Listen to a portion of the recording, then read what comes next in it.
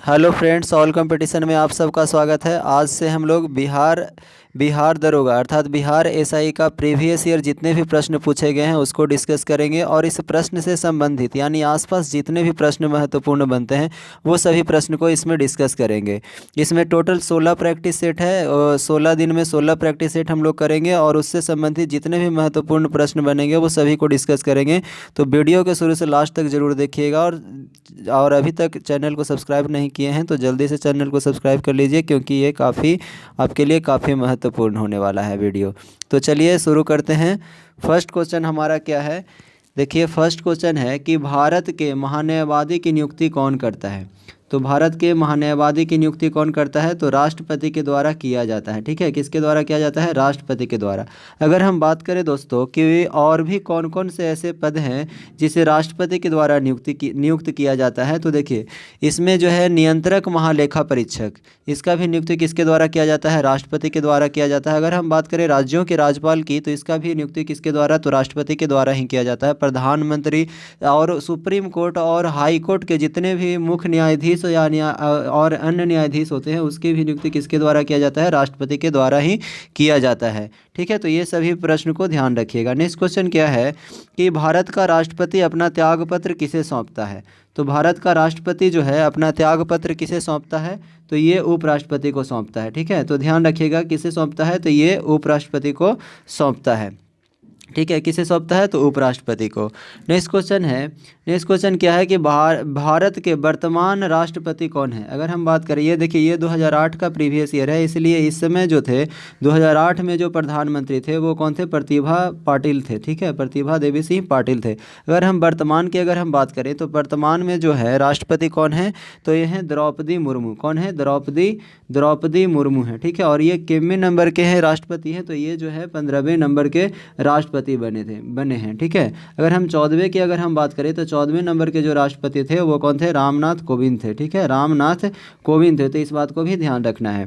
Next question क्या है कि भारत के 23वें सेना प्रमुख कौन बने हैं। तो भारत के जो 23वें सेना प्रमुख बने हैं वो कौन बने हैं, तो 23वें सेना प्रमुख जो हैं वो कौन थे, तो दीपक कपूर थे। अगर हम वर्तमान में बात करें दोस्तों कि वर्तमान में कौन है, तो वर्तमान में जो है 29वें हैं। ठीक है, 29वें सेना प्रमुख बन चुके हैं और वो उनका नाम क्या है, तो मनोज पांडे है। क्या नाम है, मनोज पांडे नाम है। ठीक है, देखिए इसमें करंट का क्वेश्चन जो है वो पिछले ही दिया गया है, लेकिन हम ये पीछे से लेकर के अभी वर्तमान में हम बताते जाएंगे कि वर्तमान में कौन है, इस प्रकार, क्योंकि यही क्वेश्चन आने का बहुत ज़्यादा संभावना बनता है। ठीक है, नेक्स्ट क्वेश्चन है हमारा कि भारत के मुख्य न्यायाधीश कौन रहे हैं। तो भारत का मुख्य न्यायाधीश जो है इनमें से कौन कौन रहे हैं ये आपसे प्रश्न पूछा जा रहा है। तो इनमें से जो भी हैं जैसे RC लोहाटी हैं, KG बालकृष्णन हैं, KN सिंह हैं, ये सभी जो है ये सभी जो है क्या है, मुख्य न्यायाधीश जो है भारत के रह चुके हैं, इसलिए इसका आंसर क्या हो जाएगा, उपरोक्त सभी हो जाएगा। ठीक है, उपरोक्त सभी हो जाएगा। अगर हम बात करें दोस्तों कि भारत के प्रथम दलित मुख्य न्यायाधीश कौन रह चुके हैं, तो भारत के प्रथम दलित मुख्य न्यायाधीश जो रह चुके हैं वो कौन है, KG बालकृष्णन। ठीक है, तो इस बात को भी ध्यान रखिएगा। नेक्स्ट क्वेश्चन क्या है कि राज्य मंत्रिपरिषद किसके प्रति उत्तरदायी होती है। ये देखिए अभी बिहार BPSC जो होता है, बिहार का जो BPSC जो होता है उसमें क्या होता है कि 68 BPSC में ये क्वेश्चन पूछा गया है कि राज्य मंत्रिपरिषद किसके प्रति जो है उत्तरदायी होते हैं। तो किसके प्रति उत्तरदायी होते हैं, तो विधानसभा के प्रति उत्तरदायी होते हैं। ठीक है, विधानसभा के प्रति उत्तरदायी होते हैं। अगर हम बात करें दोस्तों कि जो इसके जो सत्रवासन होता है, ठीक है, इसके जो सत्रवासन होता है वो उसका आदेश कौन देता है, विधानसभा के सत्रवासन करने का आदेश कौन देता है, तो राज्यपाल देता है। और अगर हम बात करें कि इसका कार्यकाल कितना, इसके सदस्यों का, विधानसभा के सदस्यों का कार्यकाल कितना होता है, तो कार्यकाल जो होता है 5 वर्ष होता है। ठीक है, 5 वर्ष होता है, लेकिन इससे पूर्व भी राज्यपाल के द्वारा क्या कर दिया जा सकता है, विघटित कर दिया जा सकता है। यानी कि 5 वर्ष से पूर्व भी विघटित करने का शक्ति किसके पास है, तो राज्यपाल के पास है। तो इस बात को ध्यान रखिएगा। नेक्स्ट क्वेश्चन क्या है कि बिहार में पुल सड़क निर्माण के लिए सरकार ने किस कंपनी के साथ अनुबंधन किया है। ठीक है, तो ये आपसे पूछा जा रहा है पुल सड़क निर्माण के लिए सरकार ने किस कंपनी के साथ अनुबंधन किया है, तो तांतिया कंस्ट्रक्शन के साथ क्या किया है, अनुबंधन किया है। और इसकी स्थापना कब हुआ है, तो 1975 में हुआ है। कब हुआ है, 1975 ईस्वी में इसका गठन किया गया था। नेक्स्ट क्वेश्चन है दोस्तों कि जूट के उत्पादन में बिहार का कौन सा जिला अग्रगणी है। तो जूट के उत्पादन में बिहार का जो अग्रगणी जिला है वो क्या है, पूर्णिया है। अगर पूर्णिया के बाद अगर पूर्णिया ऑप्शन में नहीं रहता तो क्या होता, कटिहार। क्या है, कटिहार होता। ठीक है, ये बात को भी ध्यान रखिएगा, कटिहार है। कटिहार के बाद अगर हम बात करें तो क्या हो जाता है, कटिहार के बाद सहरसा है। ठीक है, इस प्रकार से है। अगर हम बात करें दोस्तों कि भारत में सबसे ज़्यादा जूट कहाँ होता है, तो भारत में जो है सबसे ज़्यादा जूट जो है पश्चिम बंगाल में होता है। और अगर हम बात करें कि विश्व का जो है 35% जो है जूट के सामानों का निर्माण कहाँ होता है, तो कहाँ होता है, ये भारत में ही होता है। ठीक है, और एक बात और ध्यान रखना है जूट से संबंधित, ये स्टैटिक्स का प्रश्न है कि जूट को ही क्या कहा जाता है, गोल्डन फाइबर के नाम से जाना जाता है। क्या नाम से जाना जाता है, तो गोल्डन फाइबर के नाम से जाना जाता है। ठीक है, तो इस बात को भी ध्यान रखिएगा। नेक्स्ट क्वेश्चन है हमारा, 1857 के विद्रोह में बाबू कुंवर सिंह ने बिहार के किस क्षेत्र से नेतृत्व प्रदान किया था। तो 1857 के विद्रोह में बाबू कुंवर सिंह जो है बिहार के आरा क्षेत्र से क्या किए थे, नेतृत्व प्रदान किए थे। तो हम बात करते हैं कि ये जो कहाँ के थे कि इनका जो ये जो थे बाबू वीर कुंवर सिंह जो थे वो जगदीशपुर के ज़मींदार थे। क्या थे, जगदीशपुर के ज़मींदार थे। नेक्स्ट क्वेश्चन है हमारा, नवनिर्मित नालंदा विश्वविद्यालय, ठीक है, नवनिर्मित नालंदा विश्वविद्यालय के विजिटर कौन बनाए गए थे।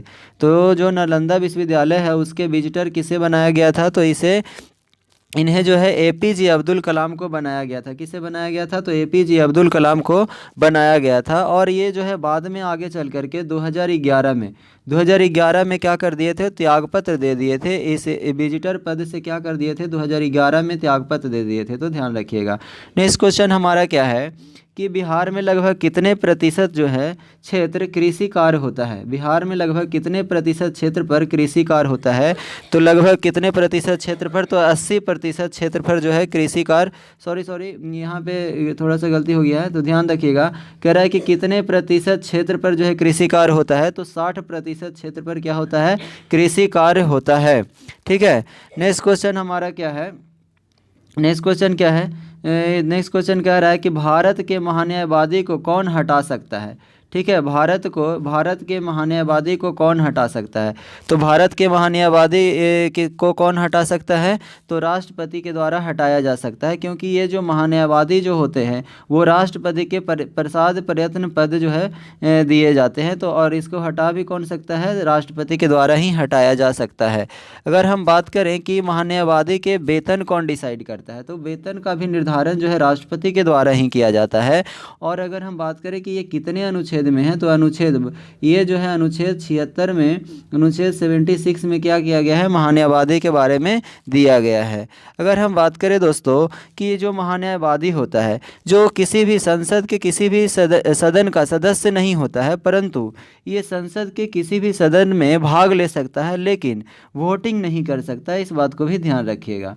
नेक्स्ट क्वेश्चन क्या है कि बिहार में कितना प्रतिशत साक्षरता दर की 2001 के जनगणना के अनुसार है। तो हम लोगों को क्या करना है कि 2001 का नहीं बल्कि 2011 को ही देखना है। ठीक है, तो 2011 के अनुसार अगर हम देखेंगे कि बिहार का जो साक्षरता दर है वो कितना है, तो 2011 के अनुसार जो है साक्षरता दर वो कितना है, तो 61.80% है। ठीक है, 2011 के अनुसार। और यही आपसे प्रश्न में एग्जाम में आएगा।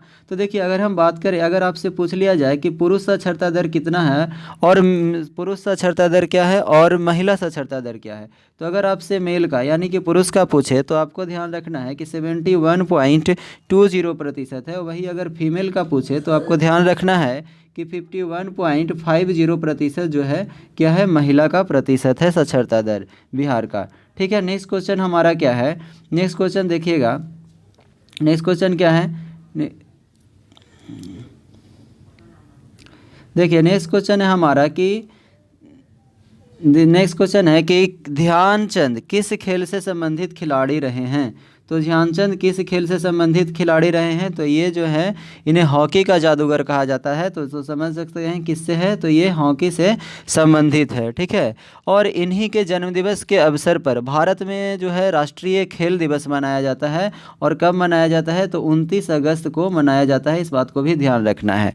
आप लोग कमेंट करके ज़रूर बताइएगा कि आपका इसमें से कितना स्कोर आ रहा है। ठीक है, नेक्स्ट क्वेश्चन है हमारा कि शेरशाह के बचपन का नाम क्या था।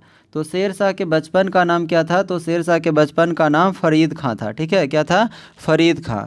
ठीक है, कहा जाता है कि एक बार जो है ये आत्मनिर्भर बनने के लिए अपने बहार खां लोहानी की सेना में भर्ती हुए थे, और उन्हीं के सेना में भर्ती के दौरान ही एक बार क्या हुआ था कि जो है एक शेर को एक तलवार से एक ही बार में उसका धड़ को अलग कर देने के कारण बहार खां लोहानी जो है इसे शेर खां की उपाधि प्रदान किए थे। तो इस बात को भी ध्यान रखना है। तो आपसे प्रश्न पूछा जाता है कि शेर शाह को शेर खां की उपाधि किसने प्रदान किया? तो याद रखना है बहार खां लोहानी। ठीक है, नेक्स्ट क्वेश्चन है हमारा कि भारतीय राष्ट्रीय कांग्रेस की स्थापना कब हुई? तो भारतीय राष्ट्रीय कांग्रेस की स्थापना कब हुई है? तो 1885 में हुई है। कब हुई है? 1885 में। और इस बात को ध्यान रखना है कि जो इसका प्रथम बैठक हुआ था बम्बे में, और इसकी स्थापना किसके द्वारा? तो ए हुम के द्वारा किया गया था। और इसमें कितने सदस्यों ने भाग लिया था? तो 72 सदस्यों ने भाग लिया था। और इसकी सबसे पहले अध्यक्षता किसने किया था? तो WC बनर्जी के द्वारा किया गया था। तो ये सभी प्रश्न को ध्यान रखना है। नेक्स्ट क्वेश्चन है हमारा, व्यापकत्व का सिद्धांत से कौन संबंधित रहा है? तो व्यापकत्व का सिद्धांत से कौन संबंधित रहा है, यानी डॉक्ट्रिन ऑफ लैप्स से कौन से संबंधित रहा है? तो कौन रहा है? लॉर्ड डलहौजी। किसने? तो लॉर्ड डलहौजी जो है इससे संबंधित रहे हैं। ठीक है, लॉर्ड डलहौजी कह रहा है कि ये होता क्या था? तो व्यापकत्व का सिद्धांत क्या होता था? ये एक ऐसा नीति था दोस्तों कि इसके तहत भारतीय राज्यों को अपने में विलय कर लिया जाता था, और इस विलय नीति के तहत जो है सबसे पहला शिकार हुआ वो हुआ सतारा।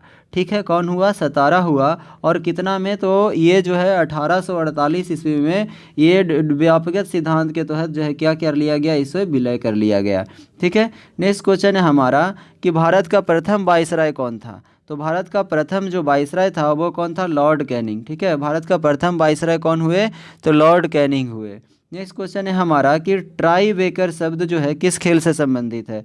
तो ट्राई ब्रेकर जो शब्द है वो किस खेल से संबंधित है? तो ट्राई ब्रेकर शब्द जो है ये फुटबॉल और हॉकी दोनों से संबंधित है। तो इसलिए आपका आंसर क्या हो जाएगा? बी और सी। नेक्स्ट क्वेश्चन है हमारा कि प्राचीन नालंदा विश्वविद्यालय के संस्थापक कौन है? तो नालंदा विश्वविद्यालय के संस्थापक जो है कौन है? कुमारगुप्त प्रथम। इससे संबंधित एक प्रश्न अभी जो है हाल फिलहाल में 68 BPSC में पूछा गया था। वहाँ पे पूछा गया था क्या विक्रमशिला विश्वविद्यालय के संस्थापक कौन है? तो विक्रमशिला के विश्वविद्यालय के संस्थापक याद रखना है आपको कि धर्मपाल थे। कौन है? तो धर्मपाल थे। ठीक है, धर्मपाल। तो इस बात को भी ध्यान रखना है। ठीक है, नेक्स्ट क्वेश्चन हमारा क्या है कि मुंगेर निम्नलिखित में से किसकी राजधानी थी? तो मुंगेर जो है किसकी राजधानी थी? तो मुंगेर किसकी राजधानी थी? तो मीर कासिम की राजधानी मुंगेर हुआ करती थी। ठीक है, मीर कासिम की राजधानी कहाँ हुआ करती थी? मुंगेर। और मीर कासिम के द्वारा मुंगेर में ही गोला बारूद का कारखाना भी बनाया गया था। तो इस बात को भी ध्यान रखना है। नेक्स्ट क्वेश्चन है हमारा कि गुरु गोविंद सिंह की माता का नाम क्या था? तो ये बीरी जैला, ये जितने भी इसमें नाम दिए हुए हैं इसमें से कोई भी नाम क्या है? गुरु गोविंद सिंह का नहीं है। तो गुरु गोविंद सिंह के माता के नाम है क्या? तो इनके माता का नाम जो था क्या था? गुजरी देवी। ध्यान रखना है, इनके माता का नाम क्या था? तो गुजरी देवी था। ठीक है, इस बात को भी ध्यान रखना है। अगर हम बात करें दोस्तों कि इसके पिता का नाम क्या है, अगर माता का नाम पूछा गया है तो हो सकता है कि इसके पिता का भी नाम पूछ दिया जाए। तो ध्यान रखना है कि सिख गुरु के जो 9वें गुरु थे वो क्या थे? गुरु गोविंद सिंह के पिता थे। और उनका नाम क्या था? तो गुरु तेग बहादुर था। क्या था? गुरु तेग बहादुर। तो ध्यान रखना है, गुरु तेग बहादुर जो थे गुरु गोविंद सिंह के पिता थे। और ये कितने गुरु थे? तो 9वें गुरु थे। कितने गुरु थे? तो 9वें गुरु थे। ये हम बार बार इसलिए बोलते हैं ताकि आपको याद हो जाए, आप बस ध्यान से सुनते रहिएगा। ठीक है, अगर हम बात करें दोस्तों कि गुरु गोविंद सिंह का जन्म कब हुआ था, तो इनका जन्म जो है 22 दिसंबर 1666 ईस्वी को इनका जन्म हुआ था। कहाँ हुआ था? तो पटना साहिब या फिर पटना सिटी में इनका जन्म हुआ था। ठीक है, नेक्स्ट क्वेश्चन है हमारा कि फणीश्वर नाथ रेणु का जन्म कहाँ हुआ था? तो फणीश्वर नाथ रेणु का जो जन्म हुआ था वो कहाँ हुआ था? पूर्णिया में हुआ था। ठीक है, कहाँ हुआ था? पूर्णिया में। अगर हम बात करें दोस्तों कि फणीश्वर नाथ रेणु का जो पहला उपन्यास था इनका, उसका नाम क्या था? तो उसका नाम था मैला आंचल। क्या था? मैला आंचल। ये सभी प्रश्न काफ़ी इंपॉर्टेंट है, इसलिए आपको ये सभी दिया जा रहा है। ठीक है, तो ध्यान से सुनिएगा। नेक्स्ट क्वेश्चन क्या है कि कमायनी पुस्तक के रचयिता कौन थे? तो कमायनी पुस्तक के जो रचयिता थे वो कौन थे? कमायनी पुस्तक के रचयिता जो थे वो कौन थे? जयशंकर प्रसाद। कौन थे? जयशंकर प्रसाद। कमायनी पुस्तक के रचयिता कौन थे? जयशंकर प्रसाद। अगर हम बात करें दोस्तों, जयशंकर प्रसाद को आधुनिक भारत में इन्हें नाटक का जनक कहा जाता है। अगर आपसे प्रश्न ये पूछा जाए कि आधुनिक भारत में नाटक का जनक किसे कहा जाता है, तो जयशंकर प्रसाद को ही कहा जाता है। नेक्स्ट क्वेश्चन है हमारा कि अर्थशास्त्र पुस्तक किसने लिखा है? तो अर्थशास्त्र पुस्तक किसने लिखा है? तो ये लिखा गया है कौटिल्य के द्वारा। और अर्थशास्त्र से संबंधित एक बहुत बार प्रश्न पूछा गया है कि अर्थशास्त्र जो पुस्तक है वो किससे संबंधित है। ठीक है, किससे संबंधित है? तो जब भी ऐसा प्रश्न आए तो आपको ध्यान रखना है कि ये जो पुस्तक है राजनीति किससे संबंधित है? तो राजनीति एवं प्रशासन से संबंधित पुस्तक है। ये किससे संबंधित है? तो राजनीति एवं प्रशासन से संबंधित पुस्तक है। तो इस बात को भी ध्यान रखिएगा। नेक्स्ट क्वेश्चन है हमारा कि इनकलाब जिंदाबाद का नारा किसने दिया? तो इनकलाब जिंदाबाद का नारा किसके द्वारा दिया गया है? तो बताइए, इनकलाब जिंदाबाद का नारा जो है भगत सिंह के द्वारा दिया गया है। महात्मा गांधी के द्वारा किया गया है करो या मरो, हे राम इत्यादि, ये सभी नारा किसके द्वारा है? महात्मा गांधी के द्वारा। अगर सुभाष चंद्र बोस की अगर हम बात करें तो दोस्तों, तो दिल्ली चलो, तुम मुझे खून दो, मैं तुझे आज़ादी दूंगा, ये सब की का नारा है तो सुभाष चंद्र बोस का है। ठीक है, ये सभी को ध्यान में रखना है। कह बक्सर का युद्ध जो है किस के बीच हुआ था? तो बक्सर का युद्ध जो है किन किन के बीच हुआ था? तो बक्सर का युद्ध जो है मीर कासिम और अंग्रेज़ के द्वारा हुआ था। ये तो प्रश्न हो गया दोस्तों, लेकिन इससे संबंधित एक और भी प्रश्न है जो बार बार आपसे पूछे जाते हैं। वो क्या है? आपसे पूछा जाएगा कि बक्सर का युद्ध में अंग्रेज़ के तरफ से नेतृत्वकर्ता कौन था? ये आपसे पूछा जाएगा। तो अंग्रेज़ के तरफ से जो नेतृत्व करने वाला था उसका नाम क्या था? Hector Munro. क्या था? Hector Munro. ठीक है, क्या था? Hector Munro. तो इस बात को भी ध्यान रखना है। ठीक है, हेक्टर मुनरो कौन थे? तो अंग्रेज़ों की तरफ से नेतृत्व करता थे। ठीक है, नेक्स्ट क्वेश्चन हमारा क्या है? देखिए नेक्स्ट क्वेश्चन क्या है, तो नेक्स्ट क्वेश्चन ध्यान से देखिएगा। ठीक है, कह रहा बिहार में कुल कितने प्रमंडल हैं? देखिए बिहार में कुल कितने प्रमंडल है? तो बिहार में टोटल जो प्रमंडलों की संख्या है वो 9 है। ठीक है, बिहार में टोटल प्रमंडलों की संख्या कितने हैं? 9 है। अब देखिए इससे संबंधित और भी बहुत सारे प्रश्न पूछे जा सकते हैं आपसे। अगर आपसे प्रमंडलों की संख्या पूछा है तो आपसे प्रखंड की भी संख्या पूछ सकते हैं, इसलिए आपको ये जानना जरूरी है। तो कह रहा है बिहार में प्रखंडों की संख्या जो है वो कितनी है? तो कितना है? 534 है। 534 बिहार में प्रखंड है। अगर ये पूछ लिया है तो आपसे ये भी पूछा जा सकता है कि बिहार का क्षेत्रफल कितना है? तो बिहार का जो क्षेत्रफल है वो है 94,163 वर्ग किलोमीटर। ठीक है, 94,163 वर्ग किलोमीटर है। अगर बिहार में है, अगर हम बात करें दोस्तों कि विधानसभा की सीटों की संख्या कितनी होती है, यानी विधानसभा के सदस्यों की संख्या, तो 243 है। अगर हम बात करें विधान परिषद के सदस्यों की संख्या तो कितना होती है? 75 होती है। विधान परिषद के सदस्यों की संख्या कितनी होती है? तो 75 होती है। अगर हम बात करें लोकसभा के सदस्यों की संख्या तो 40, और अगर हम बात करें राज्यसभा के सदस्यों की संख्या तो 16 होती है। तो ये सभी को ध्यान रखना है। ठीक है, नेक्स्ट क्वेश्चन है हमारा कि 2001 की जनगणना। यहाँ पे देखिए 2001 की जनगणना के अनुसार दिया गया है, लेकिन हम लोगों को क्या करना है कि 2011 के जनगणना के अनुसार इस प्रश्न का आंसर जानना है। ठीक है, तो 2011 कर देना है। तो ठीक है, तो 2011 की अगर हम बात करें तो 2011 के जनगणना के अनुसार जो बिहार की कुल जनसंख्या है वो कितना है? तो 10 करोड़ 40 लाख। कितना? 10 करोड़ 40 लाख 452 है, सॉरी 452। ठीक है, तो ये है हमारा कितना है? तो 10 करोड़ 40 लाख 99,452 है 2011 के जनगणना के अनुसार। किसके अनुसार? 2011 के जनगणना के अनुसार।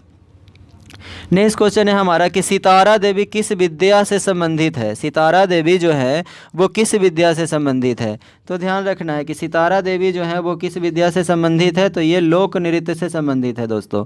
सितारा देवी जो है लोक नृत्य से संबंधित है। ठीक है, अगर हम बात करें कि सितारा देवी का जन्म कहाँ हुआ था, तो सितारा देवी का जन्म वेस्ट बंगाल में 1920 ईस्वी में हुआ था। कहाँ हुआ था? तो वेस्ट बंगाल में 1920 ईस्वी में इनका क्या हुआ है? तो जन्म हुआ है।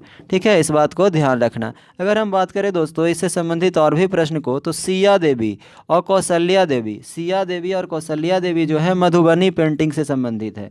तो ध्यान रखना है कि सिया देवी, ठीक है, सिया देवी और सिया देवी और कौन, तो कौशल्या देवी। सिया देवी और कौशल्या देवी जो हैं वो किससे संबंधित है, तो मधुबनी पेंटिंग से संबंधित है। देखिए अगर आपको वीडियो स्लो लग रहा हो तो आप फास्ट करके भी देख सकते हैं, ठीक है। चलिए नेक्स्ट क्वेश्चन है हमारा कि पटना हाई कोर्ट की स्थापना कब हुई है। तो पटना हाई कोर्ट की स्थापना कब हुई है, तो 1916 में हुई है। पटना हाई कोर्ट की स्थापना 1916 में हुई थी।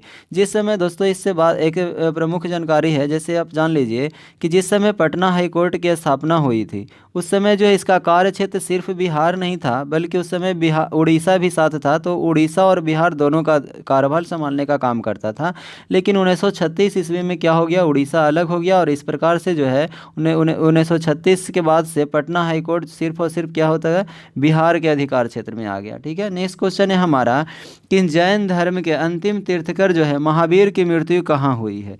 तो जैन धर्म के अंतिम तीर्थकर जो थे महावीर, उनकी मृत्यु कहाँ हुई है ये आपसे पूछा जा रहा है। तो उनकी मृत्यु जो है पावापुरी में हुई है। और अगर हम बात करें कि पावापुरी कहाँ है, तो पावापुरी राजगीर में है, ठीक है। और अगर आपसे ये प्रश्न पूछ लिया जाता कि मृत्यु कब हुई है, तो क्या आपको ध्यान आंसर देना पड़ता 468 ईस्वी पूर्व में। कब हुआ है, तो 468 ईस्वी पूर्व में इसकी मृत्यु हुई है। कहाँ, तो पावापुरी में। अगर आपसे ये प्रश्न पूछ लिया जाता कि बताइए कि महावीर जी हैं उनका जन्म कब हुआ है, तो उनका जन्म कब हुआ है, तो 540 ईसा पूर्व में। कब हुआ है, 540 ईस्वी पूर्व में जो है उनका जन्म हुआ है। अगर आपसे ये पूछ लिया जाता कि बताइए कि जल मंदिर जो है, जल मंदिर कहाँ है, तो जल मंदिर कहाँ है, तो पावापुरी में ही है, ठीक है। अगर आपसे ये प्रश्न पूछ लिया जाता कि महावीर का बचपन का नाम क्या है, तो क्या आप नहीं बताते, ज़रूर बता देते, वर्धमान। क्या है इसका बचपन का नाम, क्या है, वर्धमान, ठीक है। महावीर के बचपन का नाम क्या है, वर्धमान है। नेक्स्ट क्वेश्चन है दोस्तों कि भगवान बुद्ध का जन्म लुम्बिनी में हुआ था, ठीक है। लुम्बिनी कहाँ है बताइए, भगवान बुद्ध का जन्म लुम्बिनी में हुआ था। लुम्बिनी कहाँ है, तो लुम्बिनी है नेपाल में, ठीक है। लुम्बिनी कहाँ है, नेपाल में। अगर आपसे ये प्रश्न पूछ दिया जाता कि बताइए कि भगवान बुद्ध का जन्म कब हुआ था, तो क्या आप नहीं बताते, ज़रूर बता देते, 563 ईस्वी पूर्व में। कहाँ कब हुआ था, तो 563 ईस्वी पूर्व में। कहाँ हुआ था, तो लुम्बिनी में हुआ था, ठीक है।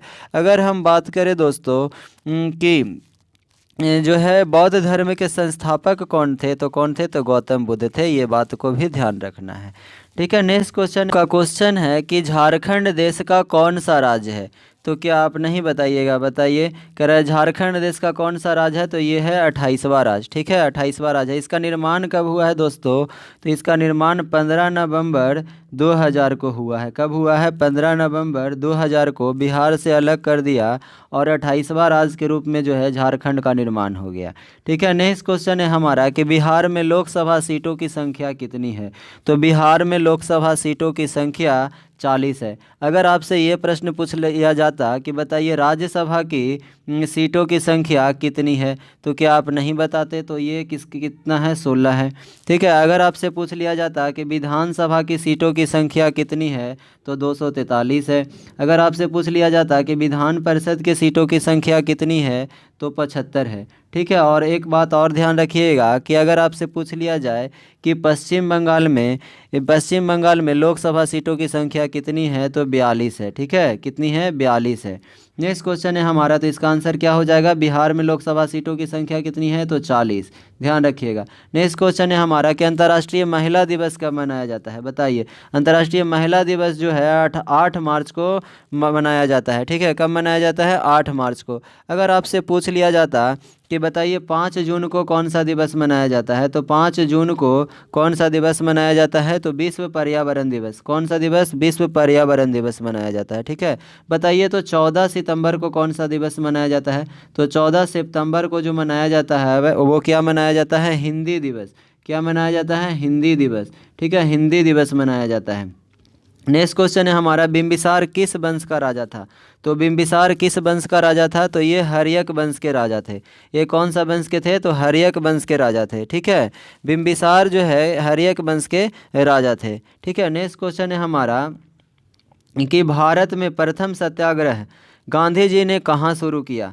भारत में प्रथम सत्याग्रह गांधी जी ने कहाँ शुरू किया है, तो ये जो है चंपारण में शुरू किया। कब किया, तो 1917 ईस्वी में किया, ठीक है, 1917 ईस्वी में किया। और यहाँ पे ये जो है सत्याग्रह करने के लिए अनुरोध किसने किया था, ये प्रश्न बार बार आपसे पूछा जाता है। तो राजकुमार शुक्ल, राजकुमार शुक्ल ने क्या किए थे, राजकुमार शुक्ल के द्वारा ये अनुरोध करने के बाद ही क्या किए थे, गांधी जी जो है चंपारण गए और वहाँ पे सत्याग्रह करके जो है उनको उसका सहायता प्रदान किए। ठीक है, नेक्स्ट क्वेश्चन है हमारा कि भारतीय राष्ट्रीय बैंक ने हाल ही में भारत के बाहर कहाँ अपनी नई शाखा खोली है। ठीक है, भारतीय राष्ट्रीय बैंक ने भारत के बाहर कहाँ अपनी नई शाखा खोली है। तो कहाँ खोली है दोस्तों, तो ये आपको खोला गया है इजराइल में। ठीक है, इजराइल में खोला गया है, तो इस बात को ध्यान रखिएगा। और एक चीज़ और भी आप ध्यान रखिएगा कि एसबीआई से संबंधित यानी कि भारतीय स्टेट बैंक जो है भारत का सबसे बड़ा व्यावसायिक बैंक है। ठीक है, अगर आपसे पूछ लिया जाए कि भारत का सबसे बड़ा व्यावसायिक बैंक कौन है, तो कौन है, एसबीआई। ठीक है, और इसका स्थापना कब हुआ है, तो इसका स्थापना जो है 1 जुलाई और 1955 को, 1 जुलाई 1955 को इसकी स्थापना हुआ है।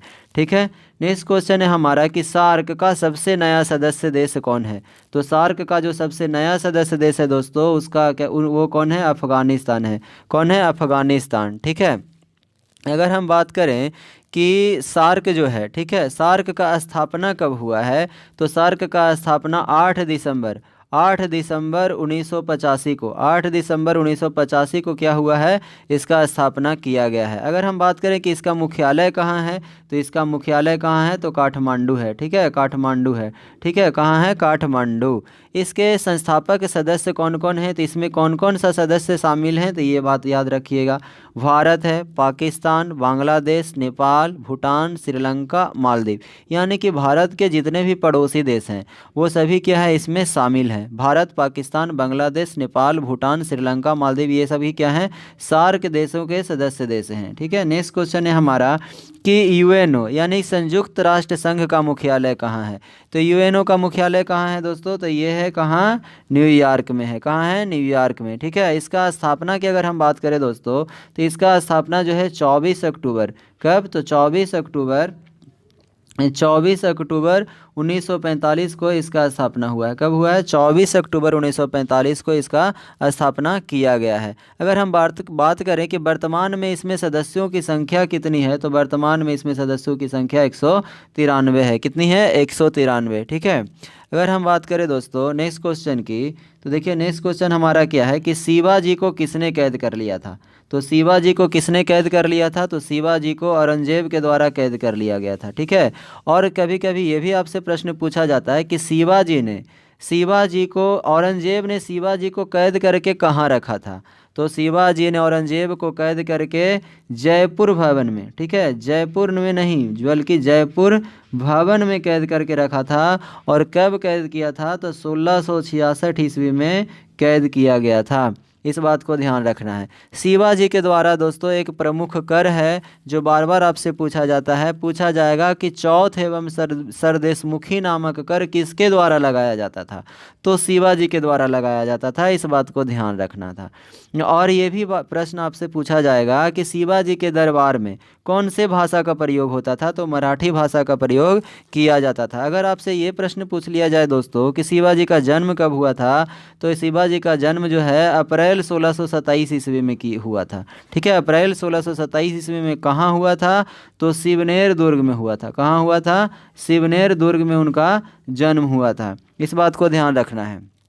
ठीक है, और इनसे संबंधित एक संधि भी पूछा जाता है कि 1665 ईस्वी में 1665 ईस्वी में पुरंदर का संधि हुआ, किसके किसके बीच हुआ, तो जयसिंह और शिवाजी के बीच हुआ है। किसके किसके बीच हुआ है, तो जयसिंह और शिवाजी के बीच हुआ है। ठीक है, जयसिंह और शिवाजी। देखिए नेक्स्ट क्वेश्चन है दोस्तों कि महात्मा गांधी कब भारतीय राष्ट्रीय कांग्रेस के अध्यक्ष बने हैं। ठीक है, नेक्स्ट क्वेश्चन क्या है, महात्मा गांधी भारतीय राष्ट्रीय कांग्रेस के अध्यक्ष कब बने हैं, तो ये एक बार मात्र अध्यक्ष बने हैं महात्मा गांधी, और वो 1924 के बेलगांव के अध्यक्षता किए हैं। ठीक है, 1924 में बेलगाम की अध्यक्षता किए हैं ये, और कब बने हैं तो 1924 में, ध्यान रखना। और भी बहुत सारे जो हैं प्रमुख अधिवेशन हैं जिसको ध्यान रखना है, जैसे कि 1916 का अधिवेशन। 1916 अधिवेशन में क्या हुआ था कि गरम दल और नरम दल में एकता स्थापित हुआ था, यानी कि गरम दल और नरम दल जो है एक साथ हो गए थे, तो ये काम हुआ था।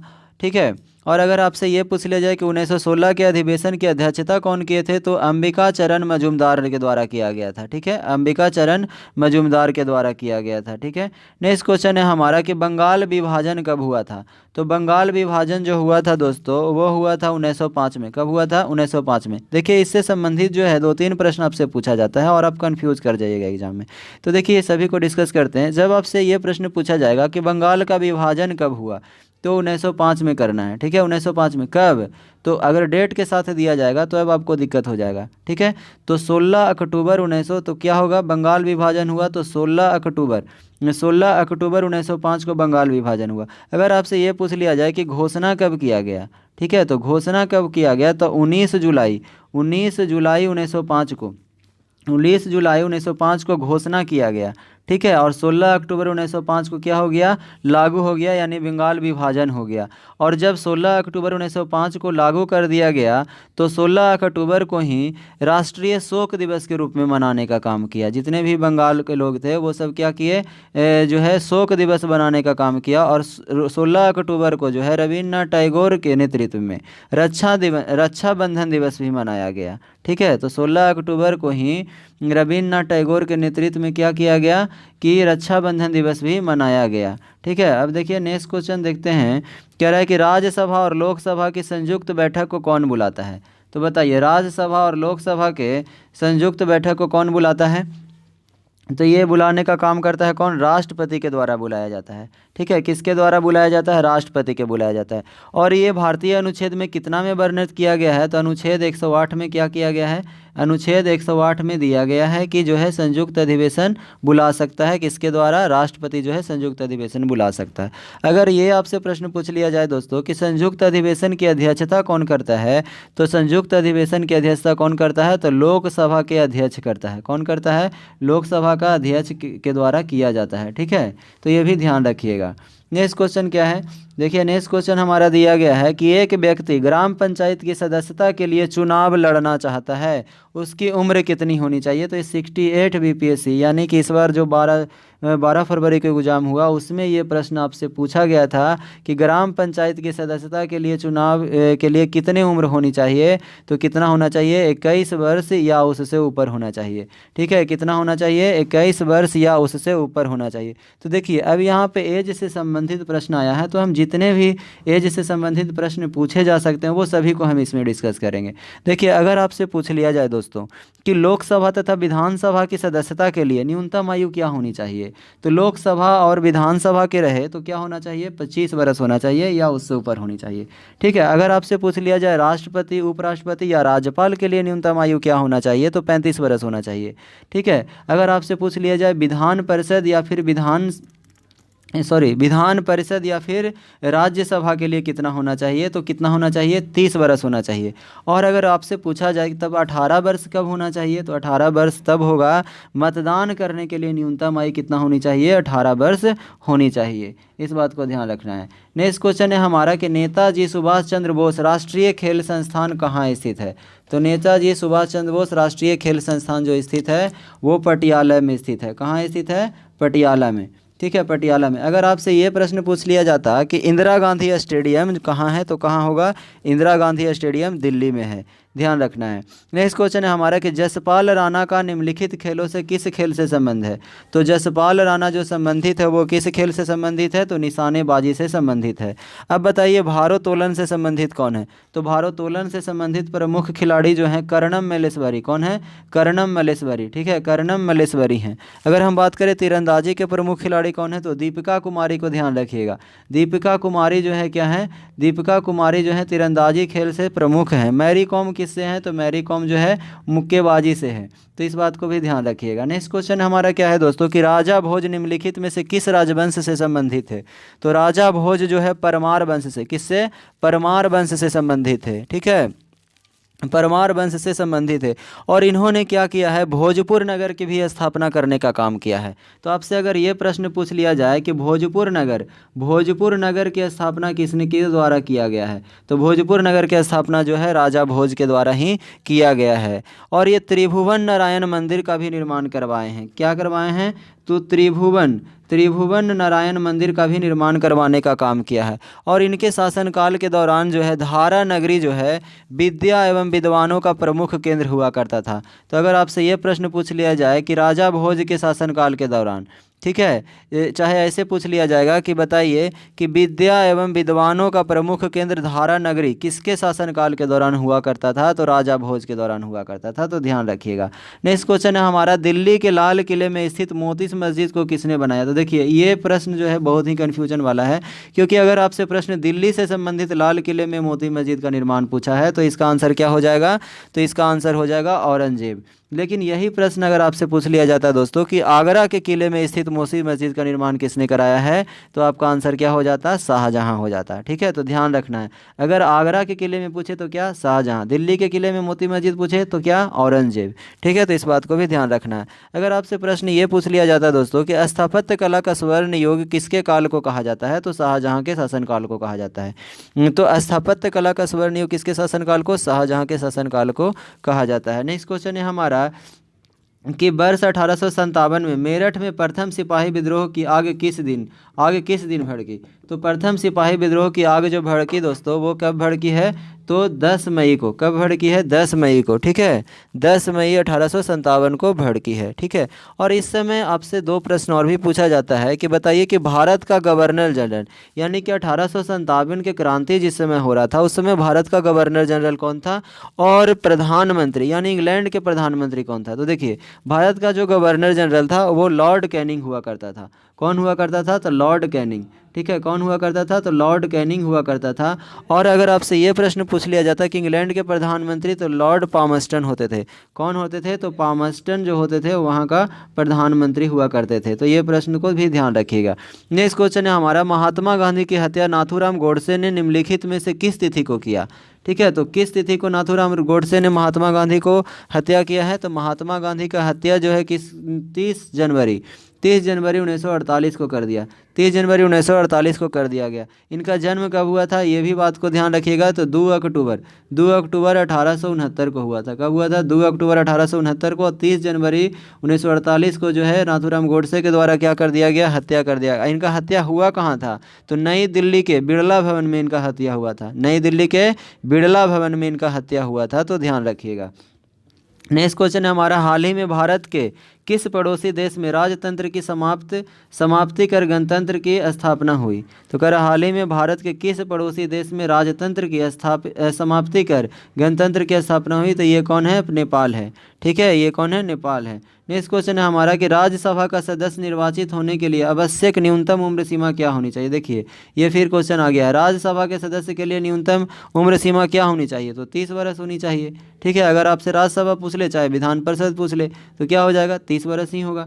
नेक्स्ट क्वेश्चन है हमारा दोस्तों कि वर्ष 2010 में आयोजित होने वाले कॉमनवेल्थ खेलों में मेज़बानी कौन करेगा। देखिए उस समय जो है 2008 में एग्ज़ाम हुआ है, तो 2010 का आपसे पूछा जा रहा है। ठीक है, तो इस बात को भी ध्यान रखिएगा। तो यहाँ पे इस क्वेश्चन का अगर हम अभी के हिसाब से अगर देखें, अभी के हिसाब से तो क्या हो जाएगा कि देखिए 2032 में क्या हुआ, 2020 में जो है टोक्यो में 32वां ग्रीष्मकालीन ओलंपिक खेल का आयोजन हुआ है। ठीक है, तो कहाँ हुआ है, टोक्यो में।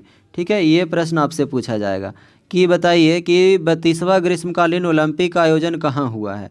तब ये इसी के जगह पे क्या हो जाएगा, ये क्वेश्चन आपसे हो जाएगा कि 32वां ग्रीष्मकालीन ओलंपिक 2020 का आयोजन कहाँ हुआ है, तो कहाँ हुआ है, तो टोक्यो में हुआ है। ठीक है, ये क्वेश्चन है।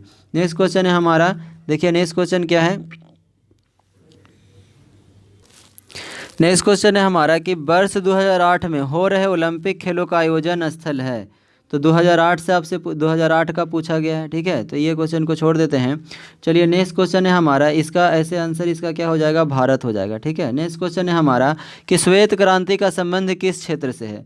तो श्वेत क्रांति का संबंध किस क्षेत्र से है, तो दूध के क्षेत्र से है, ठीक है, दूध के क्षेत्र से है। अगर आपसे पूछ लिया जाए ऑपरेशन फ्लड की शुरुआत कब हुई थी, तो ऑपरेशन फ्लड की शुरुआत 1970 में हुआ था, ठीक है, 1970 में। श्वेत क्रांति के जनक किसे कहा जाता है, तो वर्गीज कुरियन को कहा जाता है, ये भी ध्यान रखिएगा, ठीक है। नेक्स्ट क्वेश्चन है हमारा कि सतलज नदी और सतलज, चिनाब और रावी निम्न में से किसकी सहायक नदियां हैं। तो सतलज, चिनाब और रावी जो नदियां हैं वो सिंधु की सहायक नदियां हैं, ठीक है, सिंधु की सहायक नदियां। अगर आपसे ये प्रश्न पूछ लिया जाता है दोस्तों कि सिंधु जो है, सिंधु का उद्गम स्थल क्या है, तो तिब्बत के मानसरोवर झील से निकलती है। कहाँ से, तिब्बत के मानसरोवर झील के पास से एक हिमनद है, उसका नाम क्या है, सानो खवाब हिमनद। क्या है, सानो ख्याबाब हिमनद है, ठीक है। यहाँ पे लिख देते हैं सानोख्यावाब हिमनद, ठीक है, सानोख्यावाब हिमनद है, यहाँ से क्या होती है, निकलती है, इसका उद्गम स्थल है। नेक्स्ट क्वेश्चन है हमारा कि WWE के भागीदार में ग्रेट खली का असली नाम क्या है। तो देखिए उस समय 2008 के समय में क्या था, ग्रेट खली थे, WWE के भारतीय खिलाड़ी थे। अगर अभी वर्तमान में अगर हम देखें तो इसका ऐसे ग्रेट खली जो है इनका नाम क्या था, तो इसका नाम दिलीप सिंह राणा था, ठीक है। उसी तरीके से अगर हम वर्तमान में अगर हम बात करें दोस्तों, तो वर्तमान में जो है WWE के भारतीय खिलाड़ी का नाम है वीर महान। क्या है, वीर महान। और इनका जो मूल नाम है वीर महान का, उनका वीर महान है और उसका मूल नाम क्या है, ठीक है। तो इसका जो मूल नाम है वो है हमारा क्या, तो जैसे कि देखिए ग्रेट खली है ना, उनका नाम मूल नाम क्या है, दिलीप सिंह राणा है। तो उसी तरीके से वीर महान है, उनका नाम मूल नाम है रिंकू सिंह। हाँ, रिंकू सिंह नाम है, क्या है, रिंकू सिंह। इनका मूल नाम क्या है, रिंकू सिंह, ठीक है। तो ध्यान रखिएगा। नेक्स्ट क्वेश्चन है हमारा, पंडित रविशंकर का संबंध निम्नलिखित में से किस वादन से रहा है। तो पंडित रविशंकर का संबंध किस वादन से रहा है, तो सितार वादन से। किससे रहा है, सितार वादन से रहा है, ठीक है।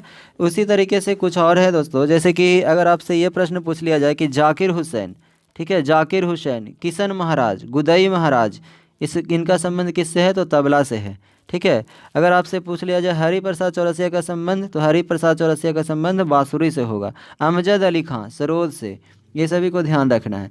नेक्स्ट क्वेश्चन है हमारा, निम्नलिखित में से किसे लोकनायक कहा जाता है। तो बताइए लोकनायक किसे कहा जाता है, तो लोकनायक जो है जयप्रकाश नारायण को लोकनायक के नाम से जाना जाता है। नेक्स्ट क्वेश्चन है हमारा दोस्तों कि बुलंद दरवाज़ा निम्नलिखित में से कहाँ है। तो बुलंद दरवाज़ा कहाँ है, तो बुलंद दरवाज़ा जो है फतेहपुर सीकरी में है, ठीक है। बुलंद दरवाज़ा कहाँ है, तो फतेहपुर सीकरी में है, ठीक है। नेक्स्ट क्वेश्चन है हमारा क्या, देखिए नेक्स्ट क्वेश्चन है कि एक लंबे अंतराल के बाद भारत एवं बांग्लादेश के बीच कौन सी रेलगाड़ी चलाई गई है। भारत और बांग्लादेश के बीच जो है कौन सी रेलगाड़ी चलाई गई है, तो मैत्री एक्सप्रेस को चलाया गया है। कौन सा एक्सप्रेस, मैत्री एक्सप्रेस, ठीक है। नेक्स्ट क्वेश्चन है हमारा कि भारत के राष्ट्रपति को पद से कौन हटा सकता है। तो भारत के राष्ट्रपति को पद से कौन हटा सकता है, तो संसद के द्वारा हटाया सकता है। और देखिए ये क्या होता है कि ये महाभियोग प्रक्रिया, यानी कि अगर राष्ट्रपति जो है, राष्ट्रपति अपने अधिकारों को, संविधान के प्रावधानों का अगर उल्लंघन करता है तो संसद के द्वारा, ठीक है, इस पर महाभियोग लगा करके हटाया जा सकता है। महाभियोग लगाने का क्या प्रक्रिया होता है कि राष्ट्रपति को सबसे पहले 14 दिन पहले जो है क्या करेगा, लिखित सूचना भेजेगा। उसके बाद संसद के जिस सदन से महाभियोग लगाया गया है, ठीक है, उसके 2/3 सदस्यों के द्वारा अगर प्रस्ताव पारित कर दिया जाता है तो वो जो है क्या होता है, दूसरे सदन में चला जाता है। उसके दूसरे सदन में भी अगर 2/3 सदस्यों का बहुमत पारित हो जाता है तो फिर क्या किया जाएगा, राष्ट्रपति को पद को छोड़ना पड़ेगा, ठीक है। ये है महाभियोग की प्रक्रिया। अगर हम बात करें दोस्तों कि महाभियोग की प्रक्रिया कितने अनुच्छेद में है, तो अनुच्छेद 61 में क्या किया गया है, अनुच्छेद 61 में, ठीक है, अनुच्छेद 61 में जो है महाभियोग का प्रावधान किया गया है। नेक्स्ट क्वेश्चन है हमारा कि भारत का व्यापारिक संबंध सबसे पहले किस यूरोपीय देश से स्थापित हुआ है। भारत का व्यापारिक संबंध सबसे पहले किससे हुआ है, तो सबसे पहले पुर्तगाल से हुआ है, ठीक है। और पुर्तगाली जो है अपनी पहले व्यापारिक कोठी 1503 ईस्वी में कहाँ स्थापित किया, तो 1503 ईस्वी में कोचिन में स्थापित किया, ठीक है। कहाँ किया, तो 1503 ईस्वी में कोचिन में स्थापित किया है। नेक्स्ट क्वेश्चन है हमारा कि बेलिंगटन कप का संबंध किस खेल से है। ठीक है, बेलिंगटन कप का संबंध किस खेल से है, तो बेलिंगटन कप का संबंध जो है हॉकी से है। ठीक है, अगर हम बात करें दोस्तों, इसी तरह से अगर आपसे पूछ लिया जाता बेटन कप, आगा खां कप, रंगास्वामी कप, तो ये सब क्या हो जाएगा, महाराजा रंजीत सिंह गोल्ड कप, तो ये सब जो है क्या है, हॉकी से ही संबंधित है। नेक्स्ट क्वेश्चन है हमारा कि पृथ्वी का एकमात्र प्राकृतिक उपग्रह है, तो पृथ्वी का एकमात्र जो प्राकृतिक उपग्रह है वो क्या है, चंद्रमा है। क्या है, चंद्रमा। ठीक है, तो इसको ध्यान रखना है, चंद्रमा है। अगर आपसे ये प्रश्न पूछ लिया जाए दोस्तों कि बताइए कि पृथ्वी और चंद्रमा के बीच औसत दूरी क्या है, तो पृथ्वी और चंद्रमा के बीच जो औसत दूरी है वो है 3,84,365 किलोमीटर। कितना है, 3,84,365 किलोमीटर। ठीक है, 365 किलोमीटर। ठीक है, अगर आपसे ये प्रश्न पूछ लिया जाए कि पृथ्वी से हम चंद्रमा का कितना प्रतिशत भाग देख सकते हैं, तो मात्र 59% भाग क्या कर सकते हैं, देख सकते हैं। और एक चीज़ और ध्यान रखना है आपको कि चंद्रमा का परिक्रमण काल और घूर्णन काल जो होता है लगभग समान होता है, और ये कितने दिनों में जो है परिक्रमा कर लेता है या फिर घूर्णन कर लेता है, तो 27 दिन। ठीक है, कितना दिन, 27 दिन और 8 घंटा। 27 दिन और 8 घंटा में जो है चंद्रमा पृथ्वी को घूर लेता है, और अपने अक्ष पर भी चंद्रमा जो है क्या करता है, घूर लेता है। ठीक है, नेक्स्ट क्वेश्चन है हमारा कि बताइए जातक पवित्र ग्रंथ है, तो जातक जो पवित्र ग्रंथ है किसका है, तो जातक जो पवित्र ग्रंथ है ये बौद्धों का पवित्र ग्रंथ है। ठीक है, ये होता क्या है दोस्तों, तो ये जो है ये बुद्ध के पूर्व जन्मों की कहानियाँ को संग्रह किया गया है, उसी को हम क्या कहते हैं, जातक कहते हैं। ठीक है, अगर हम बात करें कि जैन धर्म के साहित्यिक पुस्तकों को क्या कहा जाता है, तो जैन धर्म के साहित्यिक पुस्तकों को आगम कहा जाता है, और बौद्ध धर्म के पवित्र ग्रंथ को क्या कहा जाता है, तो त्रिपिटक कहा जाता है। अगर बौद्ध धर्म के पवित्र ग्रंथ का नाम पूछे तो क्या हो जाएगा, त्रिपिटक, और जैन धर्म के पूछे तो क्या होगा, आगम। तो ये भी प्रश्न आपसे पूछा जा सकता है। नेक्स्ट क्वेश्चन है हमारा कि सुएज नौ परिवहन नहर भूमध्य सागर को किसके साथ जोड़ता है, तो देखिए सुएज नहर जो है भूमध्य सागर को किसके साथ जोड़ता है, तो लाल सागर के साथ जोड़ने का काम करता है। किसके साथ, लाल सागर को जोड़ने, लाल सागर के साथ। अगर आपसे पूछा जाए कि सुएज नहर का निर्माण कब हुआ था, तो सुएज नहर का निर्माण हुआ था दोस्तों, कब हुआ था, तो 1869 ईस्वी में इसका निर्माण हुआ है। ठीक है, और इसकी लंबाई कितना है, तो 168 किलोमीटर इसकी लंबाई है। कितना है, 168 किलोमीटर इसकी लंबाई है। ठीक है, नेक्स्ट क्वेश्चन है हमारा कि भगवान बुद्ध ने अपने पहले धर्म उपदेश दिए थे, तो भगवान बुद्ध के द्वारा जो है पहला धर्म उपदेश कहाँ दिया गया था, ये आपसे पूछा जा रहा है। तो पहला जो है कहाँ दिया गया था, तो सारनाथ में। कहाँ दिया गया था, तो सारनाथ में दिया गया था। ठीक है, और इनके द्वारा जो उपदेश दिया गया उसे क्या कहा गया, तो धर्म चक्र परिवर्तन कहा गया। और ये किस भाषा में उपदेश दिए, तो पाली भाषा में दिए। तो ये सभी प्रश्न को ध्यान रखना है। अगर आपसे पूछा जाए कि सर्वाधिक उपदेश कहाँ दिए, तो सर्वाधिक उपदेश जो है श्रावस्ती में दिए हैं। कहाँ दिए हैं, तो श्रावस्ती में दिए हैं। अगर आपसे ये पूछ लिया जाए कि अंतिम उपदेश कहाँ दिए, तो अंतिम उपदेश जो दिए हैं कुशीनगर में। कहाँ दिए हैं, तो कुशीनगर में अंतिम उपदेश दिए हैं। अगर आपसे पूछा जाए गौतम बुद्ध के प्रमुख शिष्य कौन था, तो आनंद था। और आनंद के कहने पर ही दोस्तों इन्होंने बौद्ध धर्म में महिलाओं की प्रवेश जो है स्वीकार किया। ठीक है, और सबसे पहला जो महिला जो थी इस बौद्ध धर्म में शामिल होने वाले वो कौन थे, प्रजापति गौतमी थी। ये भी याद रखना है। नेक्स्ट क्वेश्चन है आपका, देखिए क्वेश्चन है कि अनुच्छेद 370 का संबंध किस राज्य के विशेष प्रावधान से है, तो अनुच्छेद 370 का संबंध किस राज्य के विशेष प्रावधान से है, तो ये है जम्मू कश्मीर। किसका है, तो जम्मू कश्मीर से है। जम्मू कश्मीर पुनर्गठन अधिनियम 2019 के द्वारा, ठीक है, मोदी जी के सरकार में क्या कर दिया गया है, इसके सभी विशेष अधिकारों को समाप्त कर दिया गया है। और इसके बाद फिर क्या कर दिया गया, जम्मू कश्मीर को दो, यानी जम्मू कश्मीर और लद्दाख नाम से दो केंद्र शासित प्रदेश में क्या कर दिया गया, 31 अक्टूबर 2019 को विभाजित कर दिया गया। तो इस बात को ध्यान रखिएगा। नेक्स्ट क्वेश्चन है हमारा कि रजनामा फारसी में अनुवाद था, तो रजनामा जो है फारसी में अनुवाद था। किसका अनुवाद था, तो ये महाभारत का अनुवाद था। महाभारत का दूसरा नाम क्या है, तो जय संहिता। और ये दोस्तों क्या है, जय संहिता यानी महाभारत जो है ये विश्व का, ठीक है, ये जो है विश्व का जो है सबसे बड़ा, ठीक है, ये विश्व का सबसे बड़ा महाकाव्य है। ठीक है, रजनामा का अर्थ क्या होता है, कभी कभी आपसे पूछ लिया जाता है कि बताइए रजनामा का अर्थ क्या होता है। तो रजनामा का अर्थ जो होता है ये युद्ध का पुस्तक, क्या होता है, युद्ध का पुस्तक। ठीक है, इसका अर्थ क्या होता है, युद्ध का पुस्तक होता है। और महाभारत को कितने पर्व में बांटा गया है, तो 18 पर्व में बांटा गया है, तो इस बात को भी ध्यान रखिएगा। नेक्स्ट क्वेश्चन है हमारा कि मुगल सम्राट जिसके 2 बार राज्याभिषेक हुआ है। तो देखिए अभी अगर हम बात करें कि इतिहास में तो 3 ऐसे सम्राट हैं जिनका 2 बार राज्याभिषेक हुआ है, लेकिन यहाँ पे आपसे मुगल पूछा जा रहा है, तो मुगल का क्या हो जाएगा, तो मुगल का हो जाएगा औरंगजेब। औरंगजेब जो है मुगल सम्राट जिसका 2 बार राज्याभिषेक हुआ है, तो कौन हो जाएगा, औरंगजेब। ठीक है, लेकिन ऐसे 2 और भी शासक हैं, जैसे अगर दिल्ली सल्तनत की बात करें तो दिल्ली सल्तनत में फिरोज शाह तुगलक का 2 बार राज्याभिषेक हुआ है। और उसके बाद अगर हम बात करें शिवाजी का, तो शिवाजी का भी क्या हुआ है, शिवाजी का 2 बार राज्याभिषेक हुआ है।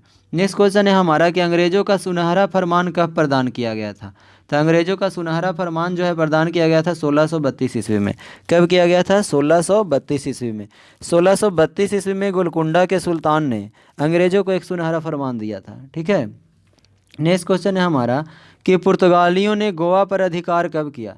तो पुर्तगालियों ने गोवा पर 1510 ईस्वी में अधिकार किया। कब किया, 1510 ईस्वी में। ठीक है, अब पुर्तगाली जो है लगभग 450 वर्ष तक जो है गोवा पर शासन किया। कितने वर्षों तक, तो 450 वर्षों तक।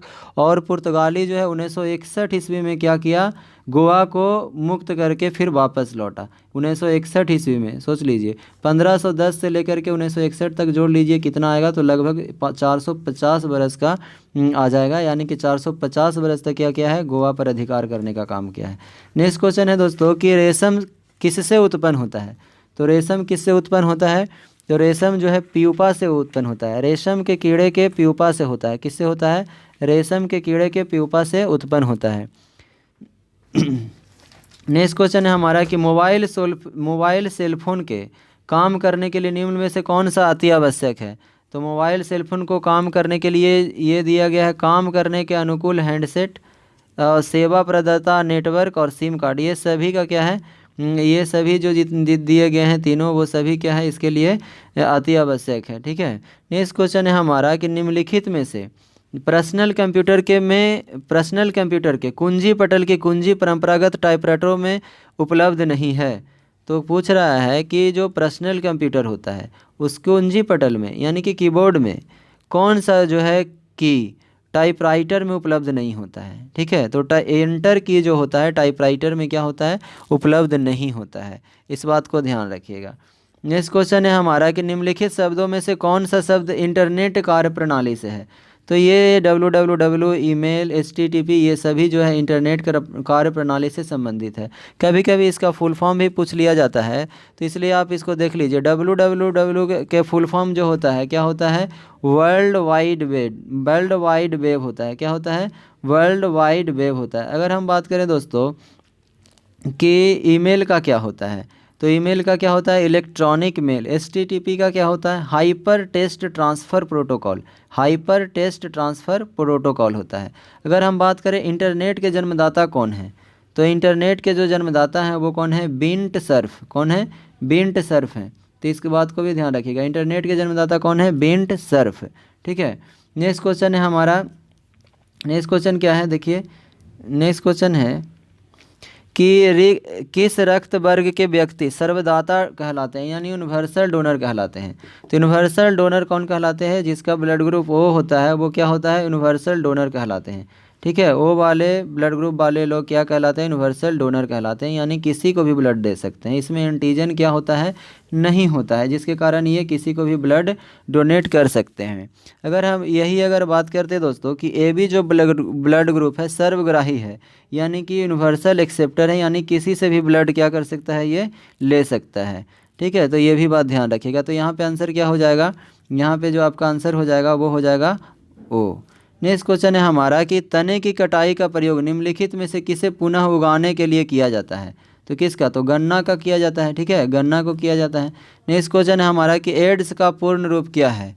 तो एड्स का पूर्ण रूप क्या है, तो इसका जो पूर्ण रूप है एक्वायर्ड इम्यूनो, ठीक है, acquired immuno deficiency syndrome, acquired immuno deficiency syndrome है। ठीक है, तो इसका ऑप्शन नंबर क्या हो जाएगा, ऑप्शन नंबर C हो जाएगा। तो ध्यान रखिएगा, acquired immunodeficiency syndrome.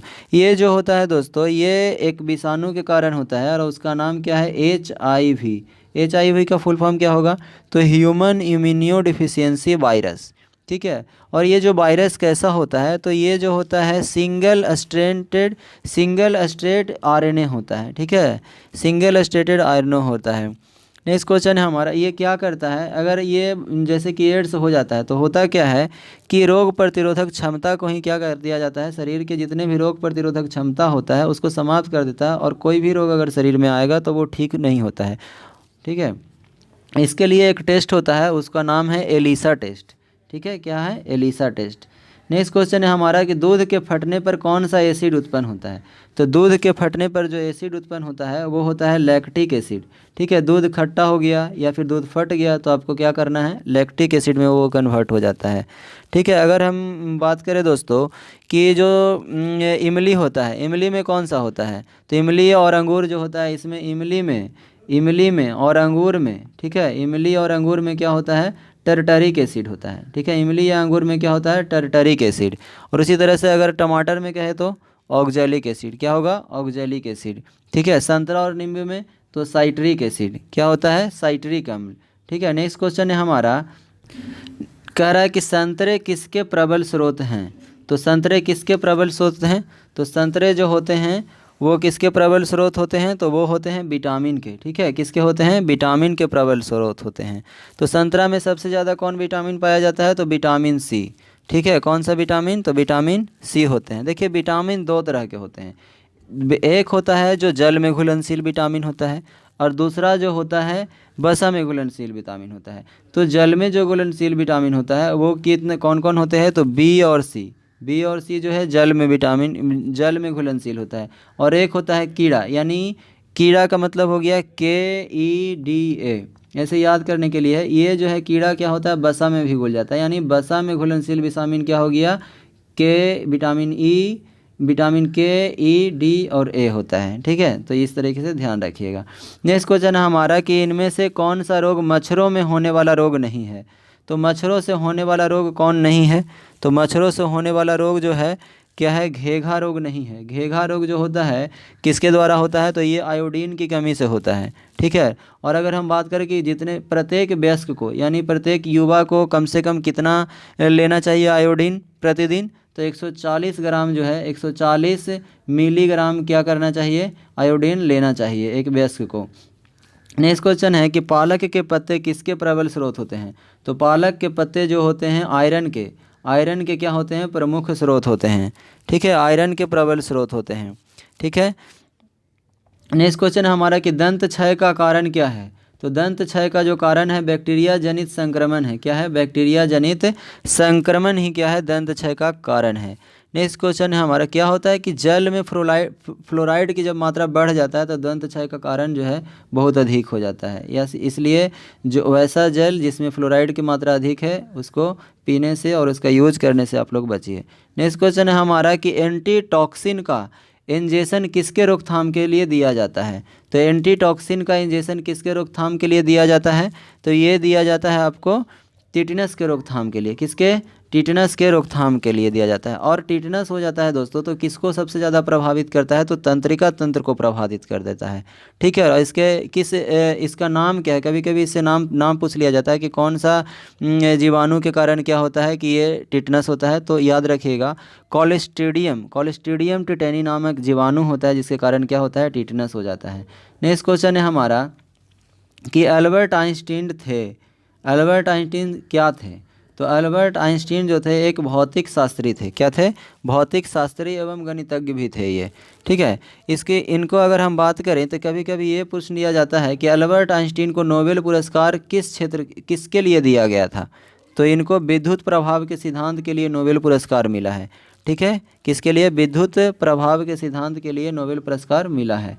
Next question है हमारा, टेलीफोन का आविष्कार किसने किया, तो टेलीफोन का जो आविष्कार किया है वो अलेक्जेंडर ग्राहम बेल के द्वारा किया गया है। किसके द्वारा, अलेक्जेंडर ग्राहम बेल के द्वारा किया गया है। अगर हम बात करें विद्युत के बल्ब, तो विद्युत के बल्ब किसके द्वारा, तो एडिसन के द्वारा। ठीक है, अगर हम बात करें गैलीलियो के द्वारा क्या खोजा गया, तो थर्मोस्कोप। क्या खोजा गया है, तो थर्मोस्कोप खोजा गया। थर्मोस्कोप को खोजा गया है। ठीक है, थर्मोस्कोप को खोजा गया है, तो ध्यान रखिएगा। नेक्स्ट क्वेश्चन है हमारा कि भाप के इंजन का आविष्कार किया गया। तो भाप के इंजन का आविष्कार किसके द्वारा किया गया है? तो ये किया गया है जेम्स वाट के द्वारा। किसके द्वारा? जेम्स वाट के द्वारा किया गया है। ठीक है, अगर कहेगा डायनेमो का आविष्कार तो माइकल फराडे। डायनेमो किसके द्वारा? Michael Faraday. डीजल इंजन का आविष्कार तो रोडोल्फ डीजल के द्वारा। डीजल इंजन रोडोल्फ डीजल के द्वारा। ठीक है, तो ये नेक्स्ट क्वेश्चन है हमारा कि संक्षिप्त रूप से जो है PSLV का अर्थ है। तो संक्षिप्त रूप में यानी कि फुल फॉर्म आपका पूछ रहा है कि PSLV का फुल फॉर्म क्या है। ठीक है, तो PSLV का जो फुल फॉर्म है वो क्या है? तो पोलर सैटेलाइट लॉन्च है। क्या है? पोलर सैटेलाइट लॉन्च है, व्हीकल है। ठीक है, पोलर सैटेलाइट, एक minute, polar satellite launch vehicle हो जाएगा। ठीक है, ऑप्शन नंबर डी। ठीक है, पोलर सैटेलाइट लॉन्च व्हीकल क्या हो जाएगा? इसका हो जाएगा। नेक्स्ट क्वेश्चन है हमारा, देखिए नेक्स्ट क्वेश्चन क्या है। नेक्स्ट क्वेश्चन कह रहा है कि जब किसी माध्यम का ताप बढ़ता है तो उस माध्यम में प्रकाश का वेग क्या होता है? ठीक है, जो कह रहा है कि जब किसी माध्यम का ताप बढ़ जाता है तो प्रकाश के वेग पर क्या प्रभाव पड़ता है? तो प्रकाश के वेग पर जो है कोई प्रभाव नहीं पड़ता है, ये अपरिवर्तित रह जाता है। ठीक है, अगर कभी कभी आपसे पूछ लिया जाता है कि प्रकाश है, तो प्रकाश क्या है भाई? तो प्रकाश जो है एक चुंबकीय विद्युत चुंबकीय तरंग है। क्या है? विद्युत चुंबकीय तरंग है। नेक्स्ट क्वेश्चन है हमारा कि मुख्यतः निम्न गैस ग्लोबल वार्मिंग के लिए जिम्मेदार होती है। देखिए ग्लोबल वार्मिंग के अंतर्गत बहुत सारे गैस आते हैं, लेकिन आपसे पूछा है क्या मुख्यतः, तो मुख्यतः क्या हो जाएगा? कार्बन डाइऑक्साइड हो जाएगा। ठीक है, कार्बन डाइऑक्साइड। अब देखिए ग्लोबल वार्मिंग जो होते हैं उसके अंतर्गत कौन कौन से गैसें हैं? जैसे हो गया CO2, CH4, ठीक है, N2O हो गया। उसके बाद अगर हम बात करें O3 है, CFC है जो रेफ्रिजरेटर वगैरह से निकलता है, SF6 है। ये सभी गैस जो है क्या है? ये सभी जो है ग्लोबल वार्मिंग के लिए उपयुक्त गैसें हैं। ठीक है, नेक्स्ट क्वेश्चन है हमारा कि निम्न में से किस में अपरंपरागत ऊर्जा स्रोत का उपयोग होता है? अपरंपरागत ऊर्जा स्रोत का उपयोग होता है तो सौर लालटेन। ठीक है, सौर लालटेन का क्या होता है? अपरंपरागत सौर ऊर्जा का। आपसे कभी कभी ये प्रश्न पूछ लिया जाता है कि सूर्य एक किस प्रकार का तारा है? तो सूर्य जो है एक जो है G टाइप का तारा है। कैसा है? तो G टाइप का तारा है। ठीक है, तो ये भी ध्यान रखिएगा। नेक्स्ट क्वेश्चन है, अब ये कभी कभी ये आपसे पूछ लिया जाएगा कि बताइए कि सूर्य में जो ऊर्जा का उत्पादन होता है वो किस विधि के द्वारा होता है? तो याद रखिएगा नाभिकीय संलयन विधि के द्वारा क्या होता है? सूर्य में ऊर्जा का उत्पादन होता है। ठीक है, और कभी कभी आपसे ये प्रश्न पूछ लिया जाएगा कि बताइए कि सौर ऊर्जा जो है पृथ्वी पर किस माध्यम से पहुंचता है? तो विकिरण के माध्यम से पहुंचता है। किस माध्यम से? विकिरण माध्यम से पहुंचता है। ठीक है, नेक्स्ट क्वेश्चन है हमारा कि निम्न यंत्र से विद्युत धारा का मापन करते हैं। निम्न यंत्र से विद्युत धारा का मापन करते हैं, तो विद्युत धारा का मापन किससे करते हैं बताइए? तो विद्युत धारा का जो मापन करते हैं एमीटर से करते हैं। एमीटर से संबंधित जितने भी प्रश्न पूछे जा सकते हैं वो आपको बताते हैं। देखिए कह रहे कभी ये प्रश्न पूछा जाएगा कि बताइए एक आदर्श आमीटर होने के लिए उसका प्रतिरोध कितना होना चाहिए? तो एक आदर्श आमीटर होने के लिए उसका प्रतिरोध जो होना चाहिए वो 0 होना चाहिए। फर्स्ट क्वेश्चन तो ये हो गया। फिर आपको पूछा जाएगा कि बताइए एमीटर जो है विद्युत परिपथ में जोड़ा जाता है तो किस क्रम में जोड़ा जाता है? ठीक है, श्रेणी क्रम में या समानांतर क्रम में? तो हमेशा क्या किया जाता है? ये श्रेणी क्रम में जो है श्रेणी क्रम में जोड़ा जाता है। किस क्रम में? तो श्रेणी क्रम में जोड़ा जाता है। ठीक है, नेक्स्ट क्वेश्चन है कि डायनेमो वह यंत्र है जो निम्न को परिवर्तित करता है। यानी डायनेमो जो है इसमें ऊर्जा का ट्रांसफ़र किस तरीके से होता है? तो डायनेमो क्या होता है? यांत्रिक ऊर्जा को विद्युत ऊर्जा में बदल देता है। डायनेमो क्या करता है? यांत्रिक ऊर्जा को विद्युत ऊर्जा में बदलने का काम करता है। ठीक है, नेक्स्ट क्वेश्चन है हमारा क्या कि गैल्वेनीकृत लौह चादरों पर निम्न की परत चढ़ी होती है। तो गैल्वेनीकृत जो होता है गैल्वेनाइजेशन प्रोसेस में क्या होता है? किसके परत चढ़ाया जाता है? तो जस्ता का यानी कि जिंक का परत चढ़ाया जाता है। इससे क्या होता है कि जो लोहे पे जब जस्तीकरण किया जाता है तो क्या होता है? उसके क्षय होने की चांसेस बहुत कम हो जाते हैं। ठीक है, पर कह रहा है कि पृथ्वी में उपलब्ध सबसे कठोरतम पदार्थ क्या है? तो पृथ्वी पर उपलब्ध जो सबसे कठोरतम पदार्थ है दोस्तों वो क्या है? हीरा है। और हीरा क्या है? तो हीरा जो है कार्बन का एक अपरूप होता है। हीरा क्या है? तो कार्बन का एक अपरूप है। ठीक है, ये आज का हमारा लास्ट क्वेश्चन है, क्वेश्चन नंबर 100। देखिए यहाँ पे क्या है कि बासिंग सोडा किसका सामान्य नाम है। तो बासिंग सोडा किसका सामान्य नाम है, तो ये है हमारा किसका, तो सोडियम कार्बोनेट का, ठीक है, सोडियम कार्बोनेट का। तो ऐसे याद रखना है, इसका फॉर्मूला क्या होता है, कभी कभी आपसे फॉर्मूला ऑप्शन में दिया हुआ रहेगा, तो ध्यान रखना है Na2CO3 इंटू 10H2O, 10H2 याद रखना है। कभी कभी कन्फ्यूजन हो जाता है कि 10H2 होगा कि 5H2 होगा कि 7H2 होगा, तो ऐसे ध्यान रखिएगा कि बासिंग सोडा, यानी कि बताइए कपड़ा अगर हमको धोना है तो 1-2 बाल्टी से काम चलेगा नहीं, तो कम से कम हमको कितना बाल्टी चाहिए, 10 बाल्टी पानी चाहिए, ठीक है। तो ऐसे याद रखना है कि Na2CO3 इंटू 10H2O यानी सोडियम कार्बोनेट, ठीक है। तो ये आज का लास्ट क्वेश्चन था। इसी तरीके से अब अगले दिन हम अगले प्रैक्टिस सेट के साथ मिलते हैं। शुरू से लास्ट तक अगर आप पूरा प्रैक्टिस सेट देख लेते हैं, 16 प्रैक्टिस सेट है और सभी प्रीवियस ईयर क्वेश्चन है। अगर शुरू से लास्ट तक डिस्कशन के साथ, थोड़ा ज़्यादा समय ज़रूर लग रहा है, लेकिन आपको यहाँ पे 100 क्वेश्चन के जगह पे 500 क्वेश्चन कवर हो रहा है दोस्तों। तो शुरू से लास्ट तक ज़रूर देखिएगा, आपको बहुत ज़्यादा फ़ायदा होने वाला है। धन्यवाद।